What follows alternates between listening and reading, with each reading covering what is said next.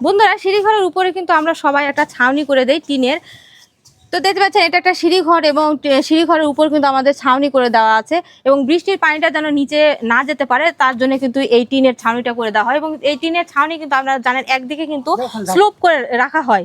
তো এই স্লোপটা দেখতে পাচ্ছেন বৃষ্টির পানিটা যখন বৃষ্টি হবে এবং বৃষ্টির পানিটা যখন পড়বে তখন কিন্তু সরাসরি ডাইরেক্ট কিন্তু আপনার নিচে যাবে এবং এই পানিটা কিন্তু অনেকটা দূরে গিয়ে পড়ে। দেখা যায় যে 3 ফিট 4 ফিট দূরে কিন্তু এই পানিটা গিয়ে পড়ে। এখন কথা হলো পাশের জমিটা কিন্তু আপনার নাও হতে পারে, তাহলে সেক্ষেত্রে আপনারা কি করবেন? দেখতে পাচ্ছেন এখানে কিন্তু একটা সুন্দর একটা কিন্তু 5 ইঞ্চি ডায়ার কিন্তু একটা পাইপ দেখা যাচ্ছে এবং পাইপের পেটটা সুন্দরভাবে কেটে নেওয়া হয়েছে এবং এই যে টিনটা দেখতে পাচ্ছেন এই টিনটা কিন্তু এই পাইপের মধ্যে কিন্তু দিয়ে দেওয়া হয়েছে। তাহলে হবে কি, বৃষ্টির পানি সরাসরি এই পাইপের মধ্যে যাচ্ছে এবং পাইপের এই পাশটা দেখতে পাচ্ছেন বন্ধ করে দেওয়া আছে এবং পাইপের অপর প্রান্ত যদি আপনাদের একটু দেখায়,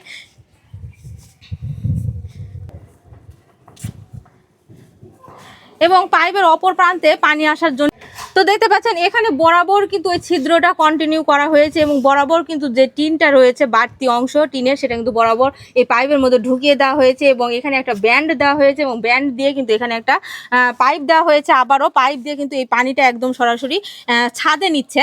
তো আপনি চাইলে ছাদেও নিতে পারেন এবং আপনার যেখানে খুশি সেখানে আপনারা কিন্তু এই পানিটা নিতে পারেন। এভাবে কিন্তু আপনারা বৃষ্টির পানির এই টিনের উপর যে পানিটা পড়বে এই পানির দিকটা পরিবর্তন করে নিতে পারেন। এতে কিন্তু আপনার অনেকটা সুবিধা হবে। এই টিনের পানিটা মাটিতে যখন পড়ে সেই জায়গার মাটিটা কিন্তু কেটে চলে যায় পানির সাথে। তো এই সমস্যা কিন্তু আপনার হবে না। দেখতে পাচ্ছেন এইভাবে কিন্তু আপনারা সুন্দরভাবে একটা পাইপ দিয়ে নিলে এই সমস্যা থেকে আপনারা মুক্তি পাবেন এবং আপনার পানিটা আপনার জায়গাতেই পড়বে।